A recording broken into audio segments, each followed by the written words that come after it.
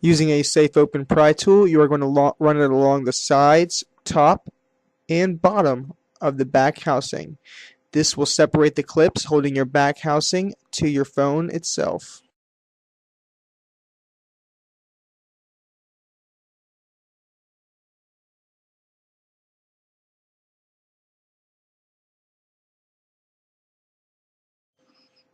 With the back housing plastic frame removed, you will now remove one Phillips screwdriver on the top right corner on your motherboard.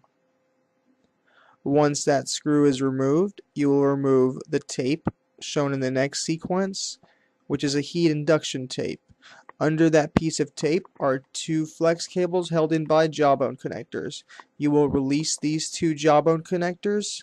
Once those two jawbone connectors are released, you can then pull those two flex cables out. Make sure to pull the jawbone connectors in the right direction or you will completely snap them and destroy your phone.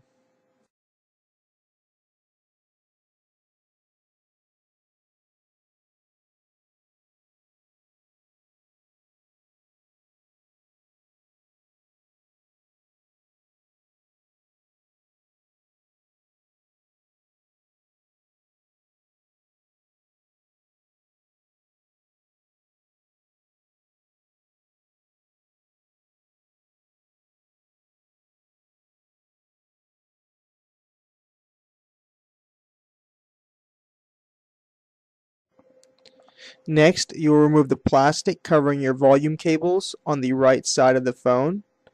Once that little piece of plastic is removed, you can go ahead and remove the piece of plastic from your motherboard of your volume power flex cable.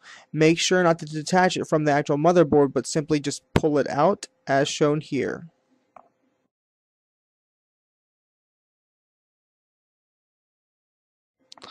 Once that flex cable has been pulled out, you can go ahead and disconnect two connectors on the back side of your motherboard. As you can see, one actually popped out while we were removing the phone's motherboard. The other one is held in. We will zoom in on it and you can see us disconnecting it from the board. Please note, these are jawbone connectors. Once again, make sure to pull them in the correct direction to not destroy these cables.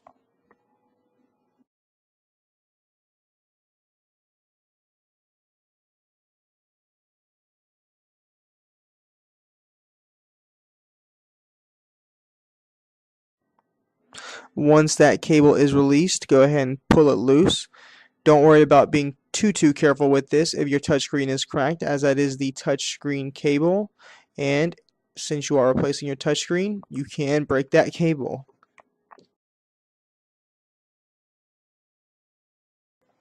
With all the cables released, you can now go ahead and pull your motherboard away from the LCD touchscreen digitizer and LCD assembly.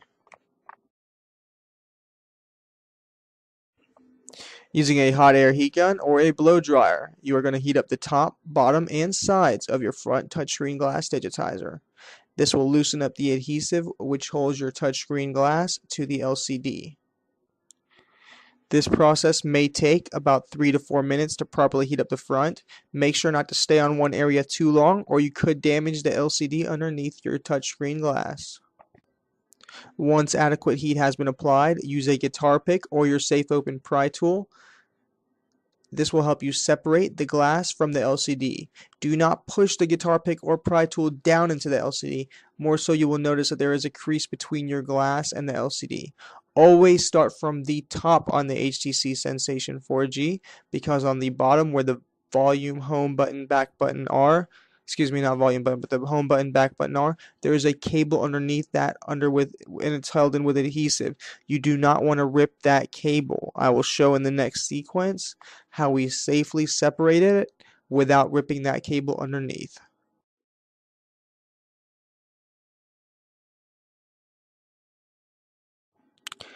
As you can see here, I'm just slowly going along the bottom. You will see a white cable. You want to make sure that this white cable is not coming up with the touchscreen. Like I said, it is held in with adhesive to the touchscreen, so it naturally will want to be pulled up.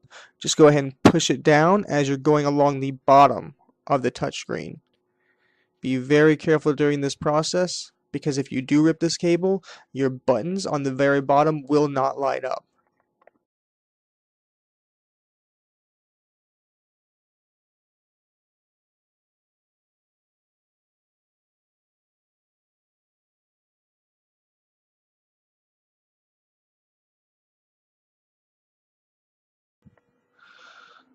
With that properly separated, you can go ahead now and pull your touchscreen glass digitizer out of the phone. Don't worry, you can go ahead and just rip the cable here, as you no longer need it if your touchscreen glass is broken.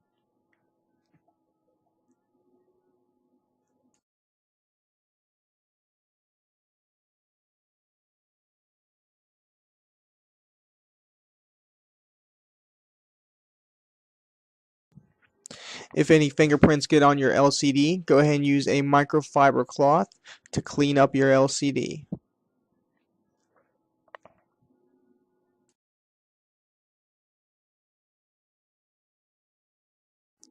We've gone ahead and prepped our new touchscreen with adhesive on the bottom, the top, and the sides. We sell this double-sided 3M adhesive sheet on our website. You will just cut it out yourself and apply it to the touchscreen. You want to apply it to the black sides, not on the actual glass where you would see your display from. Once that is set up, go ahead and take your digitizer flex cable. You're going to poke it through the little hole on the top. Be careful not to rip this cable pulling it through this hole. If you are having a very hard time pulling it through, you can actually slightly pull the LCD up. Once again, being very careful not to crack the LCD during this process. But you should be able to push that digitizer cable through without too much force, and it will come out through the other side.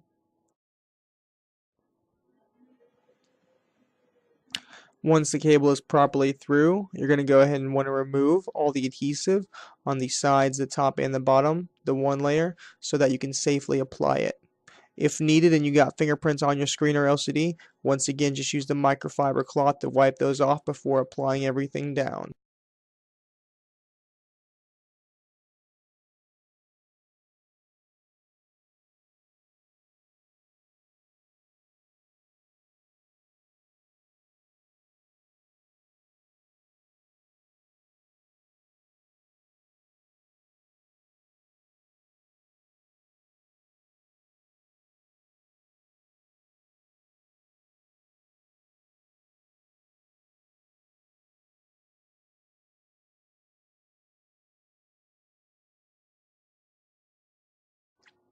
Go ahead and push the screen down, making sure it's flush with the entire frame, that there aren't any creases or spots where the screen's coming up on. Make sure it's nice and tight with the proper fit.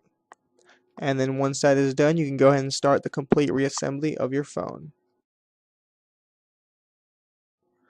First, take your volume button flex cable, which still might be attached to the side of the phone, and plug that in to the back of the motherboard. Once that is plugged in all the way, go ahead and push the jawbone connector down, securing it in place. Next, you will take your touchscreen glass digitizer, plug that in all the way. Make sure this goes all the way in.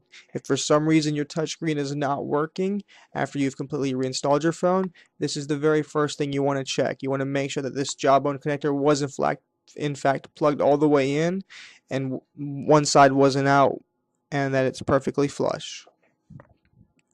Once those two flex cables are in, go ahead and reassemble your motherboard in place. Make sure that the actual motherboard goes into its brackets properly, that no sides are sitting up, because when you put the back housing on or the screws in, you want them to be sitting perfectly flush on the board.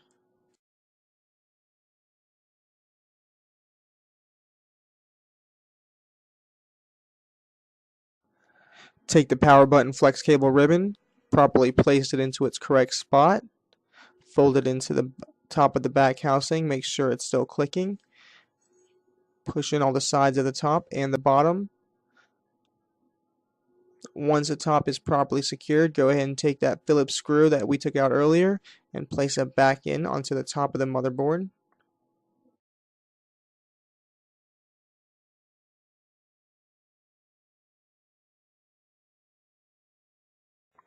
Next, go ahead and secure the volume button flex cable back down into place. There is adhesive behind it. You can just go ahead and push it down and it should hold in its place properly. Take the bottom of the motherboard. Once again, make sure that the brackets holding it in are secure, that they're in place, and there aren't any brackets on top of the motherboard.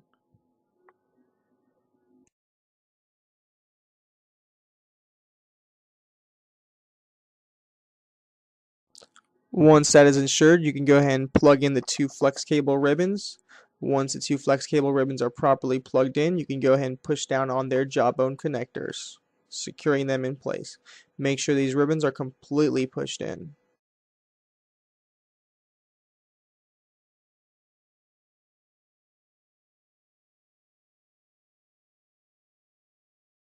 Now you can go ahead and push in the antenna flex cable ribbons into their proper spots on the side of the board.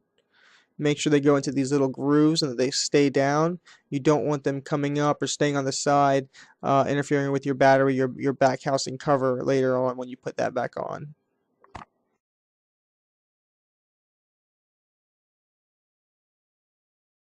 At this point, you can go ahead and place that little plastic that went over your volume button flex cable ribbon back on.